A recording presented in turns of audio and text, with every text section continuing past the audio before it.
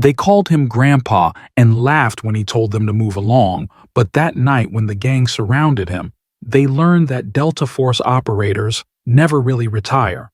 Welcome to Untold Legend Stories.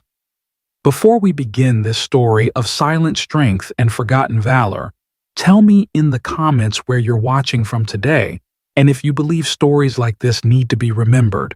Hit that subscribe button and help us honor those who served in shadows. The university campus stretched across rolling hills like a small city, its brick buildings and manicured lawns hiding the kind of late-night activities that administrators preferred not to acknowledge. Harold Morrison had been walking these same pathways for 8 years, long enough to know every shadow, every blind spot, every place where trouble liked to gather when the sun went down. At an age when most men measured their days in doctor's appointments and prescription bottles, Harold pulled on his security uniform each evening at 11 o'clock and prepared for another shift in a world that had forgotten he existed. The polyester shirt hung loose on shoulders that had once filled out military dress blues with the kind of presence that made generals take notice. The badge clipped to his chest pocket identified him as Level 2 security, authorized to observe and report, nothing more. His reflection in the security office mirror showed a man the world had written off. Gray hair thinning at the temples, lines carved deep by decades of desert sun and mountain cold. A slight limp from an old injury that had healed wrong in a place where proper medical care was a luxury. The students who saw him during his rounds didn't look close enough to notice the predator's stillness in his movements, the way his eyes cataloged threats with automatic precision, or how he positioned himself to maintain tactical advantage even during the most casual interactions. Harold's apartment was a study in calculated anonymity. The furniture came with the lease, generic and forgettable. The refrigerator held the simple provisions of a man who'd learned to live on little: coffee, bread, basic necessities that could be prepared quickly and consumed without ceremony. But hidden in a locked drawer beneath sweaters and winter clothes was a collection that told a different story. Challenge coins from units that didn't officially exist, photographs of men whose faces were classified, and a single Purple Heart that had been awarded for wounds received in a country where American forces had never been deployed. The evening routine never varied. Harold would arrive at the security office 30 minutes before his shift, review the day's incident reports, and listen to the briefings from the afternoon guards who treated him with the casual disrespect reserved for the elderly and powerless. They spoke over him, around him, through him, discussing their plans for the weekend, their complaints about the job, their theories about which students were most likely to cause trouble. "Another quiet day, Grandpa," Jimmy Martinez, the day shift supervisor, would say as he gathered his things. "Try not to let any college kids steal your lunch money." The laughter that followed was automatic, thoughtless, the kind of casual cruelty that people inflicted when they were certain their target couldn't fight back. Harold would nod, check his radio, and begin the methodical process of walking the campus perimeter that had become as natural as breathing. The first building on his route was the engineering complex, 6 stories of labs and classrooms that housed the university's most ambitious students. Harold knew the building intimately: which doors had faulty locks, which windows were left open despite regulations, which areas attracted the kind of visitors who didn't belong on campus. His boots echoed softly against polished floors as he moved through hallways lined with recruitment posters for tech companies and graduate programs. Students occasionally spotted him during these rounds, emerging from study sessions or late-night lab work with the glazed expressions of young people pushing their limits. They barely registered his presence, seeing only another piece of the institutional background, like the janitors or maintenance crews that kept their world functioning invisibly. "Evening," Harold would say with professional courtesy, and they might nod or grunt in response before hurrying past, already forgetting the encounter before they reached the exit. What they didn't see was how Harold's patrol routes were planned with military precision, designed to maximize coverage while minimizing predictability. They didn't notice how he checked every lock twice, how his flashlight beam swept corners where an intruder might hide, or how he maintained mental maps of every vehicle in the parking lots, cataloging which ones belonged and which ones didn't. The business school came next, then the library, with its towering stacks and computer labs that stayed open around the clock. Harold moved through each building with the quiet efficiency of someone who understood that protection was 90% observation and 10% action. He'd learned that lesson in places where observation meant the difference between mission success and body bags, where 10 seconds of inattention could cost lives that would never be mourned publicly. By 1 in the morning, the campus had settled into its deepest quiet. The party sounds from the dormitories had faded to occasional laughter carried on the wind. The last of the dedicated students had abandoned their textbooks for sleep. This was when Harold's real work began, when the darkness brought out predators who saw the university as hunting grounds filled with easy targets. The construction site behind the new library had been a concern for weeks. The project was massive, a state-of-the-art research facility that would house the psychology and social work departments. During the day, it buzzed with workers and machinery. At night, it became a maze of shadows and blind spots, perfect for activities that required privacy. Harold had been tracking patterns, beer bottles appearing near the equipment, cigarette butts scattered in areas where smoking was prohibited, and twice he'd found evidence that someone had been sleeping in the partially completed buildings. These weren't random trespassers. Someone was using the site regularly, and experience had taught Harold that regular use led to territorial behavior, and territorial behavior led to violence when challenged. The autumn air carried the scent of dying leaves and the distant promise of winter. Harold's breath formed small clouds as he approached the construction zone, his flashlight beam cutting through darkness thick enough to hide an army. The site was supposed to be secured, surrounded by chain-link fencing topped with razor wire, but Harold knew that determined intruders could always find a way through barriers designed to keep out the casual curious. The voices reached him before he saw the figures. Rough laughter, aggressive posturing, the particular energy that preceded bad decisions. Harold had heard those same tones in a dozen countries, preceding everything from bar fights to massacres. Violence had its own language, and he was fluent in every dialect. 6 men stood among the concrete pillars and construction equipment, arranged in a loose circle that spoke of familiarity with group tactics. They weren't college students. These were older, harder, with the lean hunger of predators who'd learned that the weak existed to be exploited.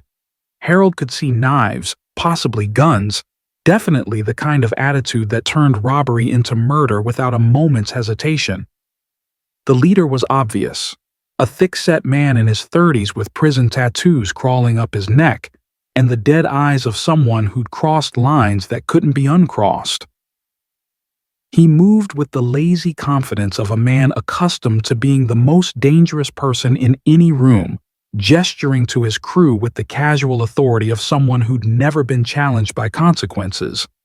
Harold approached with the steady pace of a man who'd walked into hostile territory more times than he could count. His radio was in his left hand, flashlight in his right, but his real weapons were 40 years of training that had been beaten into his nervous system until reaction became instinct. "Security!" Harold called out, his voice carrying the professional tone that had once commanded rooms full of generals and intelligence analysts. "This is a restricted area. You need to move along." The group turned toward him with predatory interest, and Harold could see the moment when they registered what they thought they were seeing. An elderly rent-a-cop, alone and vulnerable, wandering into their territory without backup or support. The leader stepped forward with a smile that would have been charming on anyone who hadn't used it to lure victims into false security. "Well, well," the man said, his voice carrying the particular accent of someone who'd learned English in prison. "Look what we got here, boys. Campus security." The laughter that rippled through the group was ugly, anticipatory. Harold had heard that sound before, in villages where civilians were about to become casualties, in caves where hostages were about to become statistics. It was the sound predators made when they'd identified prey. "Look, old man," the leader continued, circling closer with his crew following suit. "You got yourself a problem here. See, this is our spot now, has been for weeks, and we don't take kindly to interference." Harold set his radio carefully on a stack of lumber, the gesture deliberate and controlled. Something in his posture changed, became more centered, more ready. The transformation was subtle but absolute, like a switch being thrown in a machine designed for violence. "Son," Harold said quietly, his voice carrying overtones that made the smartest predator in the group take an unconscious step backward. "I've been dealing with problems longer than you've been breathing." The first attacker came from the right, a younger man with tweaker energy and the overconfidence of someone who'd learned to fight in places where rules didn't exist. He rushed Harold with the expectation of an easy takedown, seeing nothing but an elderly security guard who'd wandered into the wrong place at the wrong time. Harold moved like water, like memory, like 40 years of muscle memory that turned violence into art form. He sidestepped with fluid precision, his left hand capturing the attacker's wrist, while his right delivered a strike to the solar plexus that dropped the man like a sack of grain. The sound of the impact echoed through the construction site, a wet thud that spoke of internal damage and extended recovery time. The second man came from behind, wielding a piece of rebar like a club. Harold pivoted without looking, his elbow finding the perfect spot just below the rib cage where nerves clustered like electrical cables. The attacker went down hard, his weapon clattering harmlessly across concrete as he curled into a fetal position, gasping for air that wouldn't come. The leader pulled a knife, an 8-inch folding blade that caught the security lights and threw reflections like warnings. "You picked the wrong night to play hero, old man. I'm gonna carve you up slow." He lunged with the overconfident aggression of someone who'd intimidated enough victims to believe his own reputation. The blade swept toward Harold's midsection in a practiced motion that had probably ended several conversations permanently.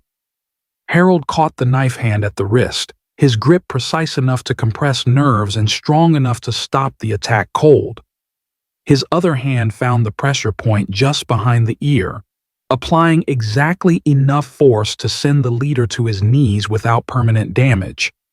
The knife fell uselessly to the ground as its owner discovered what it felt like to have his nervous system controlled by someone who understood anatomy better than most doctors. "Here's how this works," Harold said, his voice carrying the quiet authority of someone accustomed to being obeyed without question. "You're going to gather your friends. You're going to get medical attention for the ones who need it, and you're never coming back to this campus." He released the leader, who scrambled away, clutching his wrist and staring at Harold with the stunned expression of someone whose worldview had just been shattered. The remaining 3 members of the gang stood frozen, unsure whether to run or fight, their decision-making process complicated by the evidence that nothing about this situation matched their expectations. "Who the hell are you?" the leader demanded, his voice cracking with pain and confusion. Harold picked up his radio, checked it for damage, and resumed his patrol posture. "Just security." But as the group limped away into the darkness, supporting their wounded and muttering curses, one of them caught sight of something that made his blood freeze. When Harold had moved to subdue the leader, his sleeve had ridden up, revealing a tattoo that most civilians wouldn't recognize, but that every professional soldier knew by sight. A skull pierced by a lightning bolt, surrounded by Latin words that translated to "death from above." Below it, partially visible, were numbers that corresponded to classified unit designations that appeared in no public records. It was the insignia of Delta Force, 1st Special Forces Operational Detachment Delta, the most classified and elite unit in the American military. The kind of organization that didn't officially exist, that carried out missions in countries where American forces had never been deployed, that produced soldiers who could disappear entire enemy units without leaving evidence. The gang member who'd seen the tattoo grabbed his leader's arm as they reached the parking lot. "Jesus Christ, do you know what that was?" "Some old rent-a-cop who got lucky," the leader spat, but his voice carried less conviction than usual. "That ink on his arm, man. That's not something you fake. That's Delta Force. Real deal. Black Ops. Kill you with a pencil. Delta Force." The silence that followed was heavy with implications. Street criminals knew the hierarchy of violence, understood that some predators were apex predators. They'd just discovered that their intended victim was something beyond their comprehension.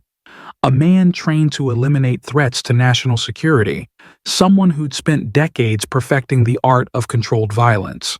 The next morning brought questions that nobody quite knew how to ask.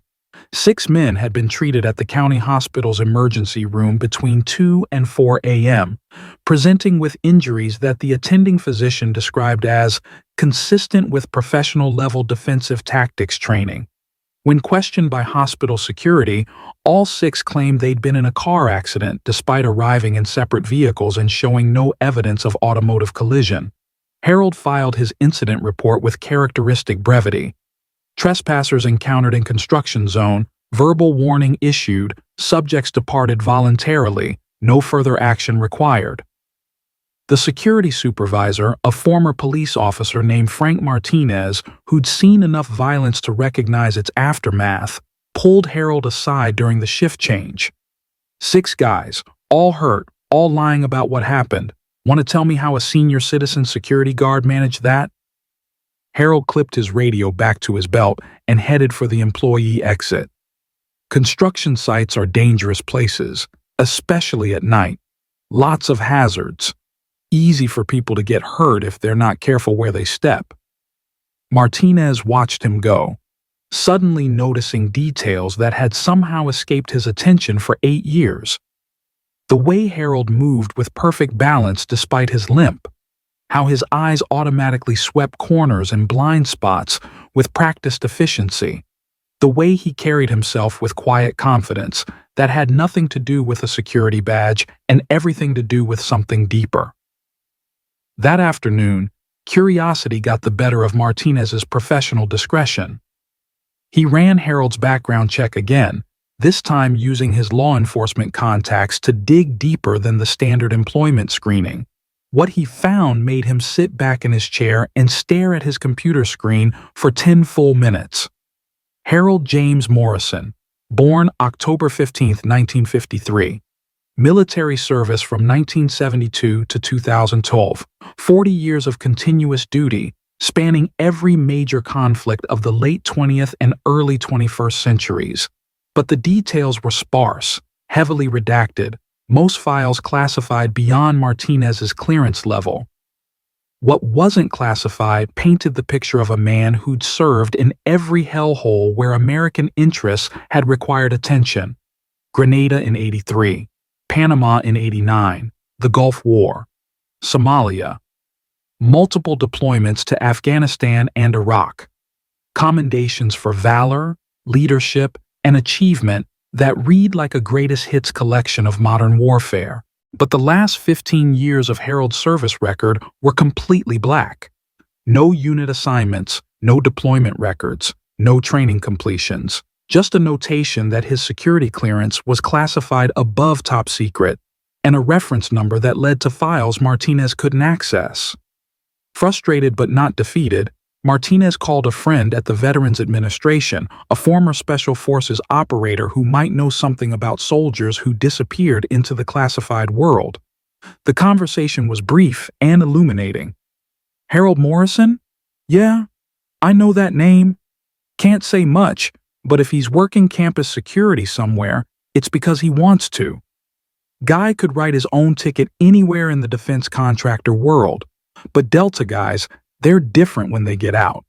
Some of them just want to disappear, find someplace quiet where they can do simple work without having to kill anyone. That evening, Harold began his shift to find the atmosphere in the security office subtly changed. The casual disrespect was gone, replaced by something approaching professional courtesy.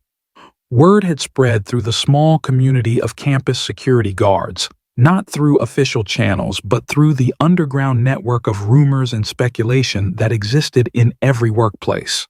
The younger guards nodded when Harold passed, their jokes replaced by questions they didn't quite know how to ask. The supervisor treated him with new deference, offering backup on rounds that Harold had walked alone for years. Even the facilities staff seemed to regard him differently, as if seeing him clearly for the first time. Harold accepted the change with the same quiet dignity he'd shown toward their previous dismissal. He understood that respect once lost was difficult to rebuild, but that fear, once established, was almost impossible to erase. The gang members who'd encountered him in the construction site would tell their story, and those stories would spread through the criminal networks that plagued college towns, creating a reputation that would protect the campus more effectively than any number of additional security guards. As Harold walked his patrol routes, he reflected on the irony of his situation. For 8 years, he'd been invisible, dismissed as just another aging rent-a-cop with a flashlight and a radio. Now, through no intention of his own, he'd become the subject of speculation and whispered conversations. The anonymity he'd sought was compromised, but perhaps that wasn't entirely a bad thing. The truth was simpler and more complex than any of his colleagues could imagine. Harold had spent 4 decades in the deepest shadows of American foreign policy, participating in operations that would never appear in history books, saving lives and taking them in measures that he'd long ago stopped trying to balance. He'd led teams into countries that officially denied American presence, extracted assets from situations deemed impossible, and eliminated threats that could never be acknowledged without triggering international incidents. When age and accumulated injuries had finally forced him out of operational status, Harold could have taken any number of lucrative consulting positions. Defense contractors competed to hire men with his experience and security clearance. Government agencies offered advisory roles that would have paid more in a year than he made in 5 working security. He could have written memoirs, given speeches, parlayed his experience into wealth and recognition. Instead, he'd chosen obscurity. A simple job with simple responsibilities, a chance to protect without politics, to serve without glory, to make a difference in small ways that didn't require killing or destroying. The university campus had become his final battlefield, one where victory was measured in prevented crimes and safe passages home. 3 weeks after the construction site incident, Harold submitted his resignation letter to Frank Martinez, not because of what had happened, but because invisibility, once compromised, could never be fully restored. The campus would remember the night 6 predators learned that some warriors never stop being dangerous, even when they're wearing polyester uniforms and earning minimum wage. His replacement was a young former police officer named David Chen, eager and professional, with the kind of clean record and straightforward background that made administrators comfortable. He was good enough for a quiet campus where the biggest threats were drunk students and minor theft, someone who could handle the 99% of security work that didn't require 40 years of combat experience. Harold's final shift was quiet, routine, the kind of uneventful evening that he'd learned to appreciate after decades of nights when quiet meant someone was planning something terrible. He walked his routes one last time, checking locks and watching shadows, leaving behind a campus that was safer for his presence and safer for his legend. The security office kept Harold's photo on the wall next to the Employee of the Month displays, with a simple plaque underneath. Harold Morrison, Security Officer of the Year, 2015 to 2023. They never did learn his real rank, his decorations, or the full scope of what he'd accomplished in service to his country. They didn't need to know. Sometimes the most important stories are the ones that remain untold, carried quietly by men who measure their worth not in recognition, but in missions accomplished, lives protected, and the simple satisfaction of duty performed without expectation of applause. Harold disappeared as quietly as he'd arrived, leaving behind only questions and a legend that would grow with each telling. Somewhere else, another quiet job waited, another place where an aging warrior could stand watch in the shadows, protecting people who would never know they'd needed protection. Because some men don't retire from service, they just choose different battlefields. The criminal networks that operated around the university learned to avoid the campus entirely, passing down stories about the night six of their best encountered something they couldn't understand or defeat. Students walked safely to their cars after late-night study sessions, protected by a reputation they knew nothing about. The campus remained one of the safest in the state, patrolled by guards who'd inherited the legend of a man who'd shown them what real security looked like. And sometimes, on quiet nights when the wind carried voices from the construction zones and parking lots, the guards on duty would remember Harold's words. Sometimes people trip in construction sites, lots of hazards after dark. They'd smile and continue their rounds, knowing that some hazards were more dangerous than others, and that the most effective security was often the kind that nobody ever saw coming. So I ask you, have you ever encountered someone like Harold? Someone whose quiet competence hinted at depths you couldn't fathom? Someone who carried themselves with the invisible weight of experiences you could only imagine? Share their story in the comments. Tell us about the unsung heroes you've known, the quiet professionals who shaped your world without seeking credit. Because at Untold Legend Stories, we believe that true strength speaks in whispers, and the most powerful warriors are often the ones you'd never suspect. Thank you for watching. If this story moved you, subscribe and help us honor those who served in silence. We share a new story of hidden valor every day, and we'd love to hear from you about where you're watching from around the world. And remember, the next time you see someone others underestimate, look closer. You might be standing next to a legend,